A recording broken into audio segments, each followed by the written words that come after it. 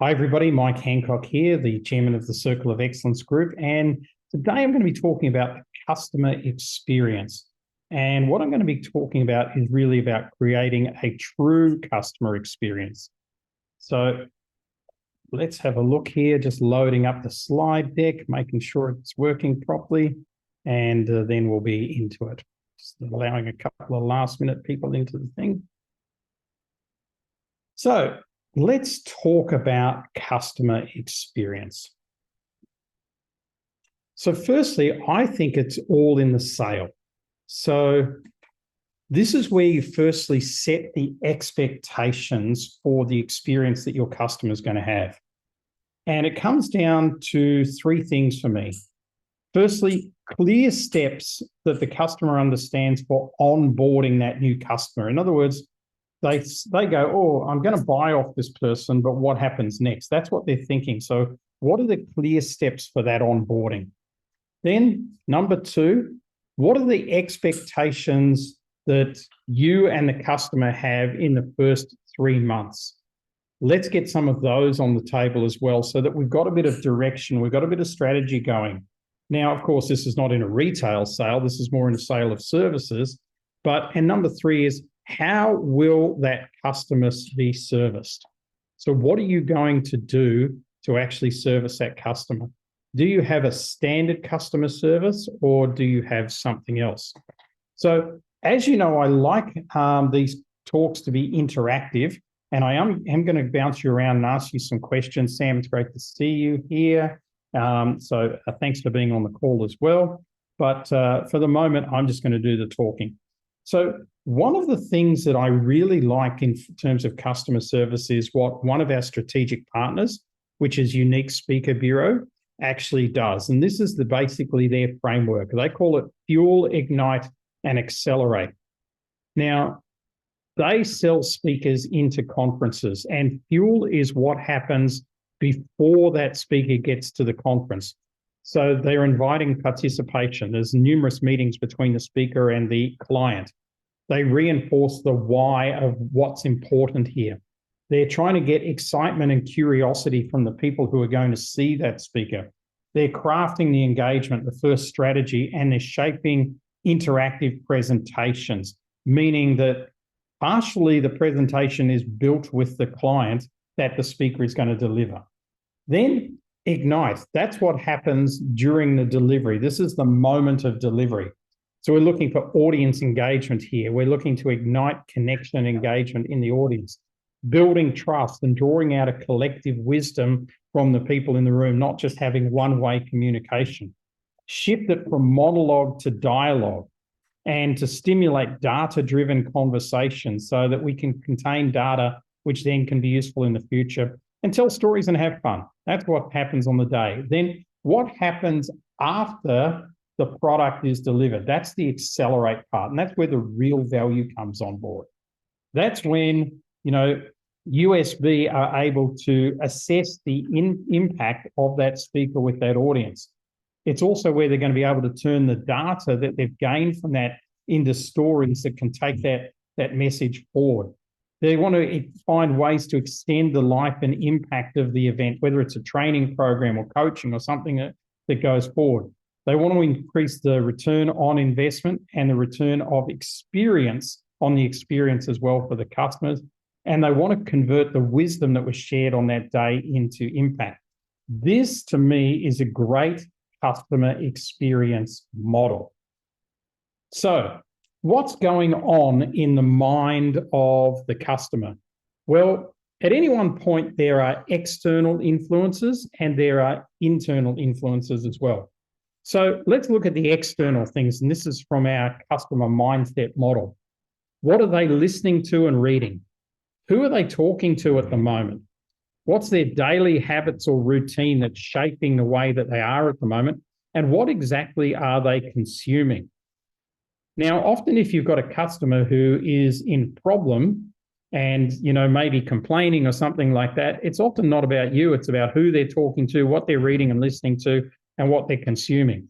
In fact, quite often you think that when there's problems, it's about what you're doing, but it's actually not. It's actually about what's going on in that customer's life at the time. But then there's the internal dialogue as well. So the daily issues that occupy their mind, from, trying to get to school to pick up their children to making sure that they don't work too late. What do they strongly believe in? Is it communication? Is it joy? Is it fun? What is it that's really shaping their internal dialogue? What gets them going during the day? Do meetings and creativity get them going? Does spending time alone get them going? What actually helps them? And then what exactly inconveniences or worries them? In other words, keeps them up in the morning, the 3 a.m. mind. These are the types of questions that are going to allow you to more strategically get to the heart of your customer and understand your customer, and therefore be able to provide a great customer experience. So with that, before I go on, I want to throw this at any of you here. And hi, Andrea, lovely to have you on the call here today. And Karen, anybody would give me some feedback on what you think sets up a great customer experience. Who would like to share?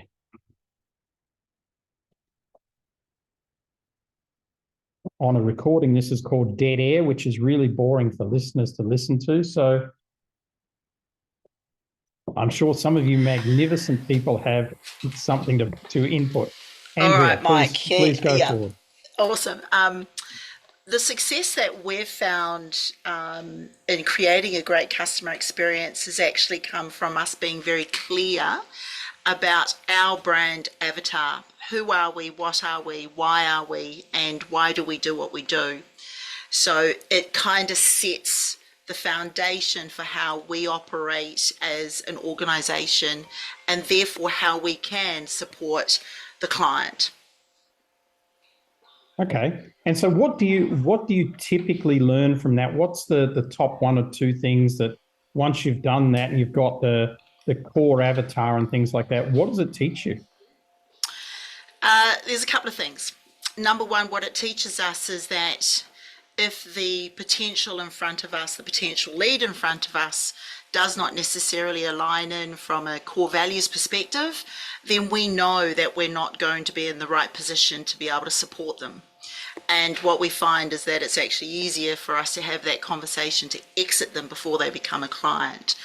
When they say, actually, the way you operate is how we want to operate, what it does do is it removes any barriers of uncertainty. And if anything, what it does allow us to do is to build a much stronger trust foundation between us and the new customer, because we lay it out on the line and go, this is how we operate.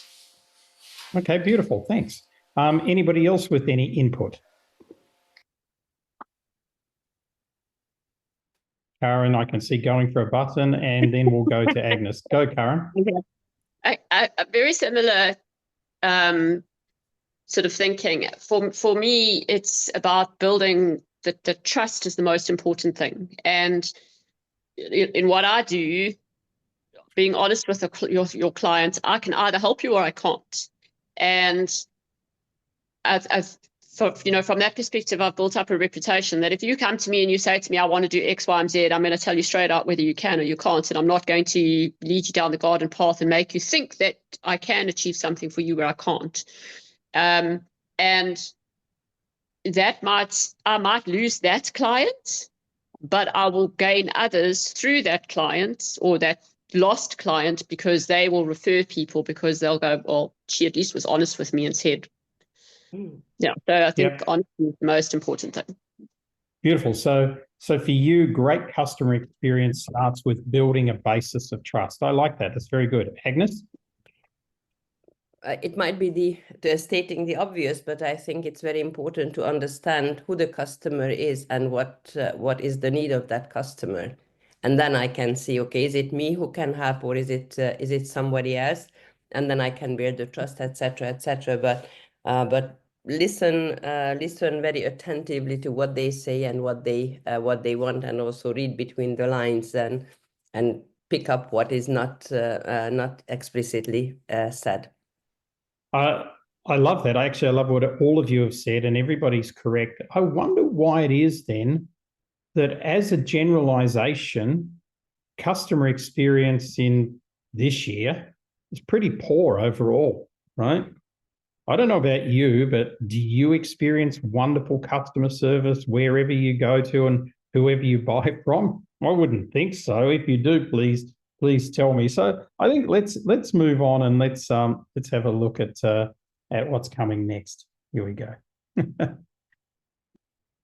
So back into our model, and our model here is really designed to show you what's going on in your customer's mind before you even start servicing them, because this will help you really understand who that customer is. So I've got 3 things here. This is the first, and my question is, what do customers really want? What is really important to a customer? Firstly, I think that they want effortless and frictionless interaction. So they want to be working with you and they just simply want to connect. And what does that mean? Yes, they want you to be fast and they want you to be efficient. Maybe there's some AI that can service them, that can take a bit of pressure off you. Maybe it can just have, frequently answered questions. That maybe that's the case. I'm not suggesting it for everybody, but they definitely want fast answering and a turnaround. Now, what does that mean? Do customers expect an answer within minutes? In some industries, they do. We know with our Airbnb that we're running at the moment that, if a potential customer sends us an inquiry and we haven't answered it within probably 20 minutes to half an hour of them sending the inquiry, we're very unlikely to get the business. However, in dealing with you guys, who are our Circle of Excellence members, we generally find that if we're able to turn it around in 24 hours or a working day, you're very, very happy. So what does your customer expect? And they certainly expect you to answer the question, not to give them a whole lot of reasons why you can't answer the question or what's going on for you. And I literally find that. I don't know if you tried to get some customer service out of a bank, but you ask them, can I do this and this and this? And they tell you all the reasons their system can't do it. Now, I just had that experience with something that is pretty standard, I found, in most banks in the world, but my bank doesn't do it. So they're telling me all the reasons I can't do it. And I'm going, yeah, but the Bank of France does it. Absa Bank in South Africa does it. They're 2 that I've come across in the last week. Why can't you guys just make a plan? So they are looking for answers to the questions that they have. The second thing, what makes them happy, is they want to hyper-personalize without feeling creepy. Now, if you're not watching this at the moment, if you're listening to this, I have a picture of a really hyper-creepy guy in some sort of Joker-type mask here on the screen here. And how much service do you get that really does feel sort of like it's verging on more than familiar, it's verging on creepy? So you have to respect people's boundaries. You have to tailor your responses to people so it suits their value systems and who they are. You have to close the loop. And that means that if they've given you a question and you've got back to them with something, make sure that they know that they know. In other words, close it off so they're not thinking they've only answered half the question or they've forgotten about me. Don't be invasive to them. So it's not about sticking your beak in, ringing somebody at 8 o'clock at night to answer their question is not necessarily good customer service. It can be quite invasive. So I think that overall sensitivity is the key. And number 3 here is they want human connection when it's common sense. So we're in the technological world, but make sure there's a balance of technology and human in the way in which you deal with customers. None of us like the phoning somewhere where we want answers. Push 2 to speak to this, push 3 to speak to that. Now you've pushed 2 because you want to speak to a customer service representative. Our customer service representatives are all on hold. Your approximate wait time is 15 minutes. If you want this, do that. That's not helpful, right? So they want human interaction when an automation goes wrong. So they want to be able to hack the system and go, this is not working for me. I can't get what I want. I want a human. That's the problem with chatbots on people's websites. I came across one last week and it sort of asked me anything. So I asked them a question and it says, I'm here, ask me anything. I'm like, already this is too hard, right? There's no empathy in technology. And we as customers, we're looking for a degree of empathy, particularly when we've got a problem or when we're confused about something. We don't want to be made to feel stupid. We want to feel that you've got empathy for us. And we want human reassurance. Yes, Mike, that will be okay. We'll look after this. We'll handle this in the next 24 hours. That's what we want. We don't want a system telling us that. So we want a human connection when it makes common sense for us to do that. Let's have a look at the next big thing, and that is surprise and consistency. So if you want to have great customer experience, you have to add a flavor of surprise. That's the salt, and the pepper is consistency. So to me, that is the magic bullet that things is about. So with that, firstly, you want personalized, unexpected touch points. That's a bit of surprise. What it doesn't mean is what I've got in the picture here. You know, I came out of financial services, and at the end of every year, every insurance broker and financial planner basically that I knew gave their customers calendars.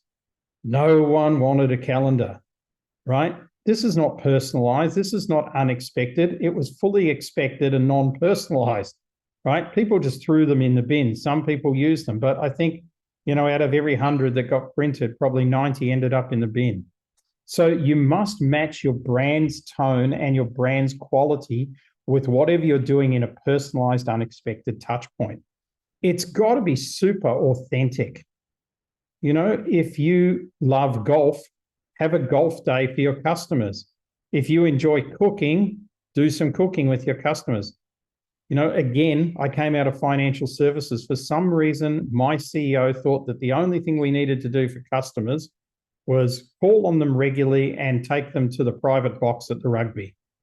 But our customers liked music, they liked cooking, they liked travel, they liked all sorts of different things. So once we started doing all sorts of different things, guess what? Our brand built from there. And whatever you do has to be memorable. And that means that it has to be interesting. One of the most memorable things I saw anybody do that was as simple as they were a fantastic caricaturist. And they would caricature a picture of their customer and give it to them on a fridge magnet. And so that person would put it on their fridge. And then when they had guests over, they would say, guests would go, wow, that's a cool caricature of you. Who did that? And they go, oh, my financial planner. Wow, he's pretty cool. Who's that? And then a conversation would start. So very interesting. It's good customer experience and it's good for raising your brand as well. People want proactive problem solving. That's one of the magic bullets in your arsenal. They want you to anticipate issues that are coming up and communicate. So for instance, we're trying to do that at the moment. We're going to migrate our Circle of Excellence members from their current environment into a new environment at some time in the next couple of months. We're trying to anticipate all the issues we can. We're trying to communicate as best we can. We're going to run focus groups on it and all sorts of things so that we can be proactive. We know that not everybody is going to read what we send out or look at what we send out. We know that. So we have to be aware of that as well. You want to offer alternatives or upgrades. That should be or, not our. You want to offer alternatives or upgrades. So if somebody's got a problem, give them an alternative. Maybe give them an upgrade. Hotels do this very well. You get in there, you're double booked or something like that, or your room's been taken. They solve the problem by trying to give you an upgrade or give you a restaurant voucher or something like that. People like that stuff. And then try and keep it as personal as you can. Wouldn't it be great if the hotel had mucked up your room and they say, well, we'd like to make this up to you. Would you prefer an upgrade, prefer a voucher for the restaurant, or prefer a voucher for the spa? That would be really personalized. Then you can go, actually, I want a voucher for the spa because I'm so stressed after, this problem's occurred. So that allows you to do those sort of things. Then number 3, it's an old one, but I cannot top it. Promise a little, but deliver a lot. Give people unexpected bonuses. Personalize where no personalization was expected, and add something extra when they're renewing whatever they're doing with you that they weren't expecting. So, for instance, when we talk to our new Circle of Excellence members about Circle of Excellence, we don't go into these Tuesday morning live calls and touch points that you have with us. We don't go into certain events that we run that you can come to that you find out about later.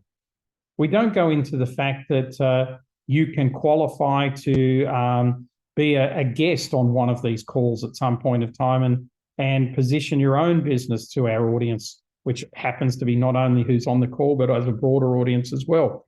So there's many different things that we do to try and deliver above the contract. So with that, I want to go back to our audience here, and I want to ask you, is there something that you are doing that you feel is delivery more than your customers are expecting? Tell me if you've got something. Tell me if you've got a magic bullet that you think is great for your customer experience.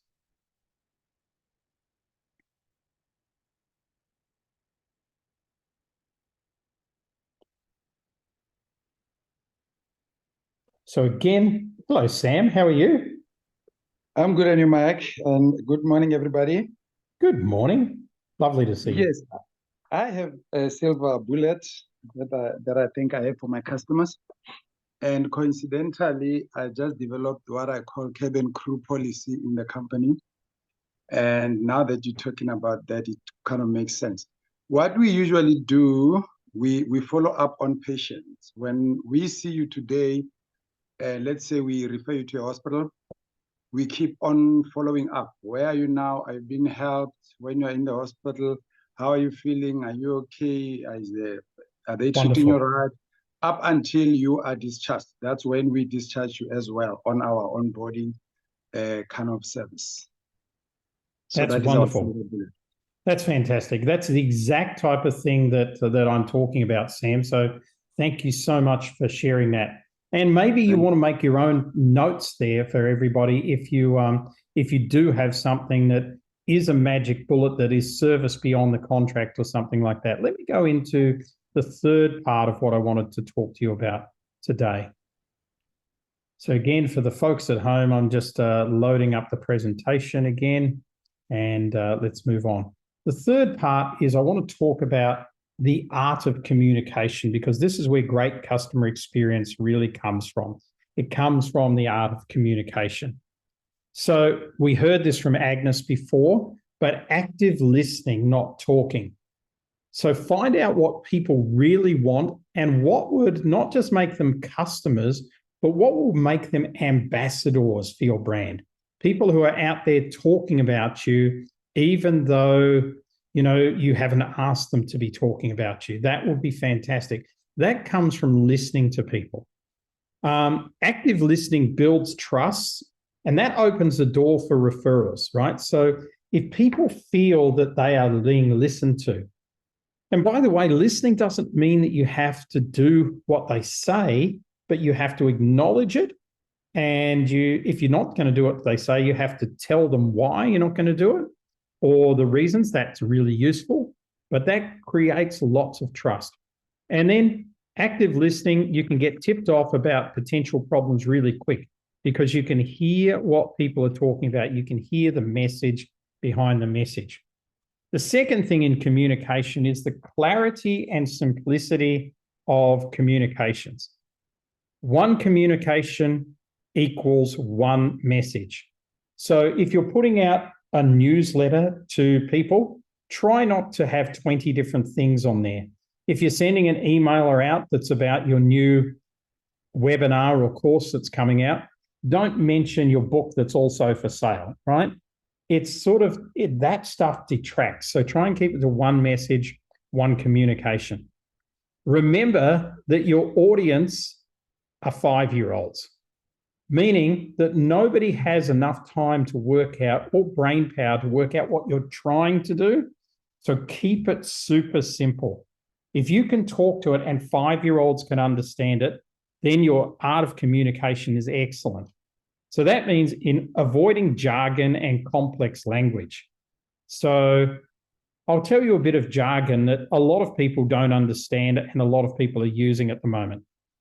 When somebody says, oh, it's in our verticals, people go, oh, that's good. What does that even mean, right? So just think about what you're saying. Don't try and be too technological here. Try and keep it at a level that 5-year-olds will understand. And the last thing, and I mentioned it before, close the loop. Now, I know you're looking at this picture here. This is Landi's statement. Landi is the owner of Close the Loop, and I see it's even made itself into fashion now in Asia.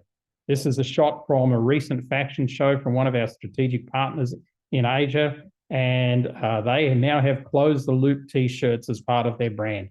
So that's how important they feel it is in closing the loop and making sure that the person that you're communicating with knows what you're going to do, what they're going to do, how long it's going to take, and when it's going to come to an end, and what the expected result of that is. And closing the loop is then following up to make sure that that result does happen. And lastly, empathy and emotional intelligence. This is the art of communication I'm talking about. So showing genuine care and understanding with people in every single interaction is really important. Developing a brand tone that you respond in. Imagine that you get you're talking to a brand and one day they're like, oh, Mike, it's so great to hear from you. Gee, we love our customers. And the next day is, look, we're under a lot of pressure and there's a lot of things happening, so stay in line. That's not going to install any sort of level of customer experience for me, or it's going to make me doubt my doing business with them. And then try and develop that human connection with as many of the people as you can that are your customers. If you're a service business, if you're selling business online and your customers are these mystical creatures that you never get to make, then try and do things by having live webinars, live Q&As and things like that. I know that somebody that I followed for a long time and did some study with was Michio Kaku, probably one of the leading quantum physicists on the planet. And Michio writes a lot of books and he writes a lot of articles and he has a lot of YouTubes, okay? And that's the way he tends to get his message out there. But what he also did is that he would have literally at one stage it was once a week. I think he stopped them now. He stopped them for a couple of years now, but at one point they were once a week. He would have a Q&A 1 hour with Michio and anybody could join. And it was a way of connecting with him, asking your questions, getting a feel for him, seeing how he handles other people, etc. It really was great in humanizing a person that, for most part, nobody's ever going to get to meet. So that's a way to do it to really, if you're in an online type of phase in your business. There's a couple more points I want to make, and then I'm going to open it up for questions. Here's the caveat. All of this stuff about customer experience doesn't mean that you have to become a pleaser. Do not become a pleaser. Being great customer experience is not about pleasing everybody. And if you find that you are trying to please everybody, then you haven't listened to what Andrea said earlier, which is about refining your profile of person, your avatar, so that it's clear who you're going after. And once you have that clear avatar, then you don't need to be a pleaser. You simply need to do some of the things that I've been talking about today to have an excellent customer experience. And number 2, develop a customer experience guideline.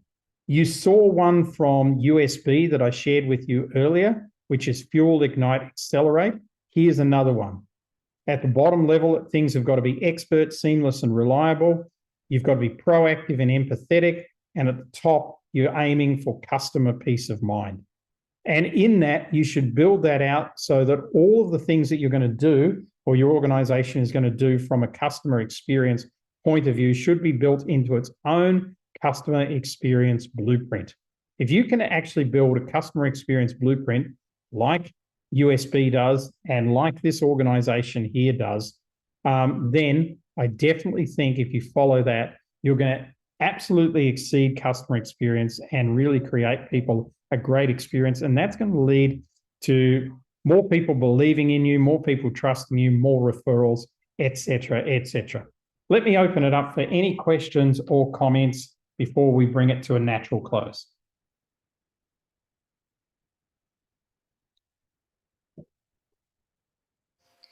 Hey, Mike. I really love that customer experience blueprint. That's brilliant, actually, to be honest. I find that in our business, in strategic marketing and development, we don't have high volume turnover of clients. So we're not after 1,000 clients, or gosh, we're not even after 100. And so what that does mean is our sales conversion process, our prospect experience to sales conversion process has to be really on point, or we will find ourselves investing a lot of time into, and excuse the honesty here, people, numbnuts, dickheads and tire kickers.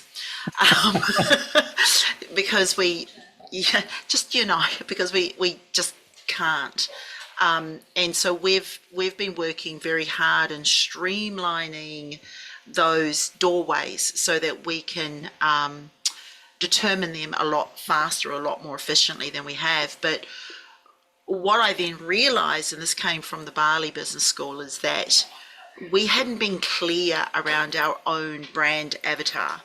Who are we as a business, and what is it we're actually attracting? So we've been committed in the last, since September, to really fine tuning, because we would rather have someone say to us at the very beginning of the process, no, you're not for me, rather than take them on this journey and then for us to go, oh my God, what are we doing, wasting our time, resources and energy on somebody who's not an ideal client?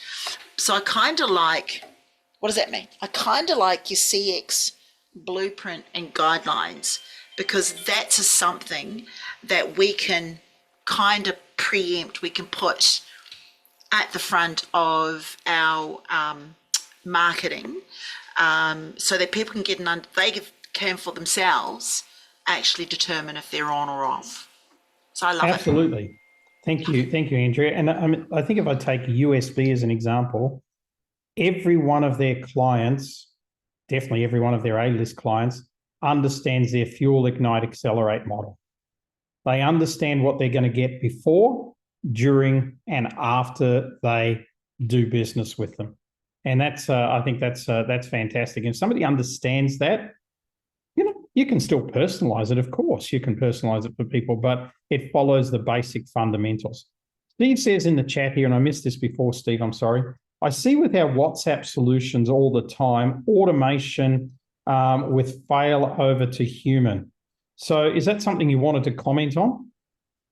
Yeah, Mike, I was just saying, I'm surprised how often when it comes to dealing with clients and helping them design their customer experience journeys, how little thought they've actually given to how they're going to support the customer in trying to find out or solve whatever problem that customer has. And in our solutions, as a function of that, what we realized is that you had to create a whole lot of almost like system triggers, so that, especially in the context of messaging these days, because messaging is not like phone call, which is synchronous, it's asynchronous. So, I respond to a message, then I'm sitting on a webinar, then I finish that webinar, I answer a couple of messages, then I jump onto the next task or the next meeting or whatever the case may be. And so literally just holding the customer's hand through that journey just makes such a massive difference to the overall customer experience, and obviously that impacts on bottom line. Yeah, absolutely. And I think you bring up some really good points, and it's going to be fascinating to see what role AI plays in this in the future. And I don't think we're going to be anywhere near there yet, because it's going to be very difficult to have that human voice with it. So, a customer may get an answer through an automated system, whether it be on WhatsApp or somewhere else, but will they truly feel satisfied? And that's the big thing. I was blown away. I had to ring my bank the other day and get a document for Landi for a visa that she's applying for. And I was blown away, firstly, that I was speaking to a human. I was blown away, secondly, that they lived in the country that the bank's in. And then I was blown away, thirdly, by them saying, listen, if you're prepared to wait online, I can type this up for you now, and then I can send it to you, can check it and make sure it was okay. I was blown away.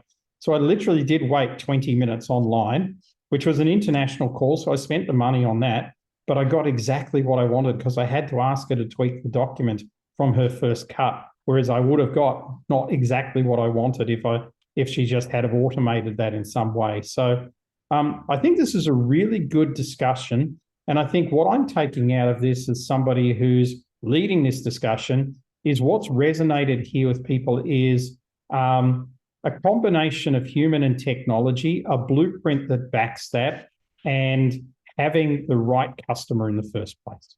And I think if what you're taking out of this, I think they're three amazing things. So I want to thank you for being on the call today, and wish you all the best. I look forward to talking to each and every one of you in due course, and we'll see you on the next time on the Global Intelligence Update.